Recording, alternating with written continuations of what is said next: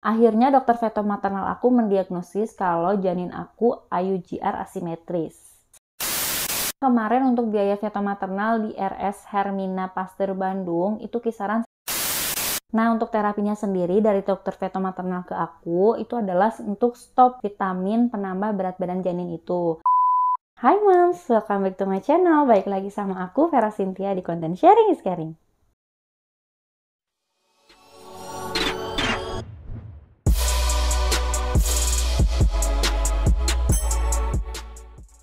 Hari ini aku mau sharing tentang pengalaman aku yang kemarin sempat veto maternal dan divonis IUGR pas hamil anak kedua. Jadi pas aku hamil anak kedua kemarin, tepatnya tuh pas usia 29 minggu, itu tuh sempat 2 kali kontrol USG, ukuran janin aku tuh nggak sesuai sama usianya. Tapi nggak sesuainya tuh nggak semua bagian ya. Jadi pas USG itu pas diperiksa, yang nggak sesuainya itu bagian perut, lingkar perut sama panjang kaki. Tapi kalau lingkar kepalanya itu masih sesuai sama usianya. Di usia 29 minggu kan itu baru ketahuan pertama kali. Terus kontrol lagi kan di usia 31 minggu. Di usia 31 minggu beratnya itu 1400 gram. Kalau misalnya diplot di kurva itu posisinya tuh ada di sini nih Mams. Jadi posisinya ada di bawah garis paling akhir. Nah itu kan sebenarnya nggak boleh ya karena di bawah standar. Sebenarnya dari usia 29 minggu aku udah direkomendasiin buat minum vitamin penambah berat badan janin. Tapi sampai usia 31 minggu itu nggak berhasil.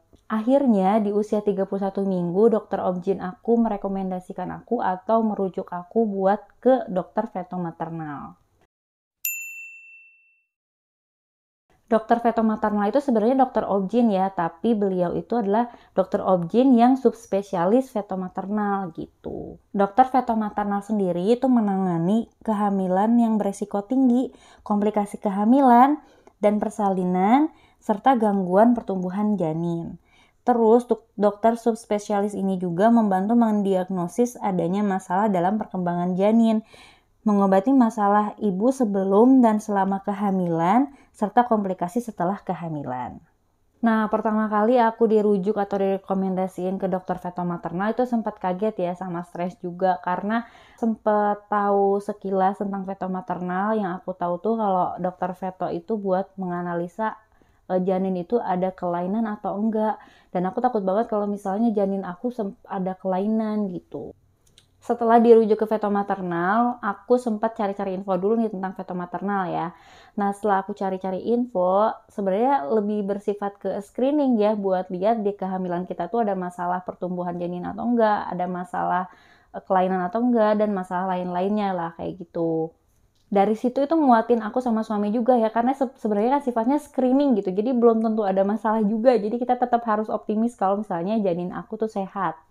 Terus hal lain yang nguatin aku sama suami aku adalah dokter bilang lingkar kepala janin aku itu sesuai sama usianya. Jadi masih optimis lah kalau misalnya nggak ada kelainan gitu ya untuk di permasalahan kehamilan aku. Akhirnya aku datang ke Rumah Sakit Hermina Pasteur buat veto maternal. Dan menurut aku pribadi ya, pengecekan veto maternal itu lebih menyeluruh daripada USG biasanya.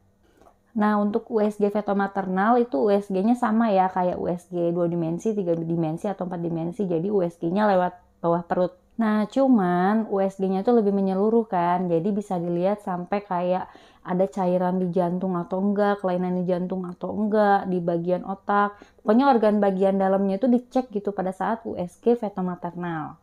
Terus pas USG veto maternal bisa dilihat juga nih ada masalah di plasenta atau enggak. Karena kan sebenarnya plasenta itu menyalurkan nutrisi dari ibu ke janin. Pas USG veto maternal juga sama ya, ternyata bagian lingkar kepalanya itu sesuai sama usianya, tapi bagian lingkar perut sama panjang kakinya atau panjang badannya itu nggak sesuai sama usianya. Pas USG veto maternal itu cukup lama ya, durasinya kurang lebih ada setengah jam lah aku di USG veto maternal dan dijelasin sama dokternya. Akhirnya dokter veto maternal aku mendiagnosis kalau janin aku IUGR asimetris. Sekarang kita bahas nih, sebenarnya IUGR itu apa sih? Terus IUGR asimetris itu apa sih? IUGR adalah kondisi yang menyebabkan pertumbuhan janin terhambat. IUGR ditandai ukuran janin yang tidak sesuai dengan usia kehamilan. Nah, jadi mams penting banget dibuat tahu HPHT kita tuh kapan. Selain buat mengetahui HPL kita, HPHT ini penting banget buat jadi dasar untuk nentuin usia kehamilan. Nah, IUGR itu ada dua jenis, yaitu IUGR simetris dan IUGR asimetris. Oke, kita bahas dulu yang pertama untuk IUGR simetris. IUGR simetris itu intinya semua bagian tubuh janin itu ukurannya kecil, termasuk organ dalamnya. Jadi untuk IUGR simetris itu lingkar kepalanya, lingkar perutnya, sama panjang kaki atau panjang badannya itu kecil, nggak sesuai sama usianya. Nah, sekarang kita bahas yang IUGR asimetris. Nah, kalau misalnya IUGR asimetris itu salah satu bagian tubuhnya simetris, misalnya ukuran lingkar kepalanya sesuai sama usianya. Tapi bagian tubuh janin yang lainnya itu nggak sesuai sama usianya. Misalnya yang tadi kayak kasusnya aku ya, lingkar kepalanya sesuai usianya, tapi lingkar perut sama panjang kakinya itu nggak sesuai. Hasil dari fetomaternal aku waktu itu selain IUGR asimetris, dokter fetomaternalnya bilang kalau misalnya janin aku alhamdulillah tidak ada kelainan apapun. Intinya masalahnya itu ada di lemak si bayinya, jadi kurang gitu lemaknya. Dan dokter fetomaternalnya juga bilang kalau misalnya kekurangannya tuh gak banyak.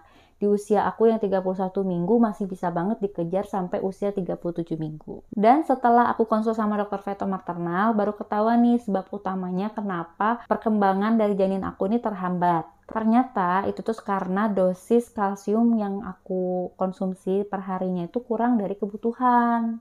Intinya masalahnya itu ada di lemak si bayinya, jadi kurang gitu lemaknya. Nah, untuk terapinya sendiri dari dokter fetomaternal ke aku, itu adalah untuk stop vitamin penambah berat badan janin itu. Jadi digantinya tuh dengan makan yang lebih banyak, terutama protein hewani, utamanya daging merah. Terus juga aku diresepin DHA, dan sebelumnya itu aku nggak minum DHA ya, jadi aku minum DHA itu setelah diresepin sama dokter fetomaternal. Terus juga ada penambahan dosis dari kalsium yang biasanya aku minum. Tapi untuk vitamin hamil yang mengandung asam folatnya itu tetap biasa diminum ya. Jadi terapi yang tadi itu terapi tambahan atau obat tambahan untuk menaikkan berat badan janin aku. Nah, setelah terapi yang telah aku lakukan di usia 34 minggu, aku kontrol lagi tuh ke dokter obgyn aku yang biasa ya, bukan yang fetomaternal. Nah, ternyata terapinya berhasil. Usia 34 minggu, berat badan janinnya aku tuh sekitar 2.400. Dan kalau misalnya dilihat di kurva, itu posisinya udah oke nih. Jadi udah ada di garis yang kedua di kurva ini. Sampai akhirnya di usia 38 minggu, itu berat badan janin aku itu udah nyampe 2.900 gram atau 2,9 kilo. Dokter obgyn aku bilang kalau misalnya gap antara berat badan janin saat USG sama berat badan janin saat lahir itu kurang lebih 100 sampai 400 gram.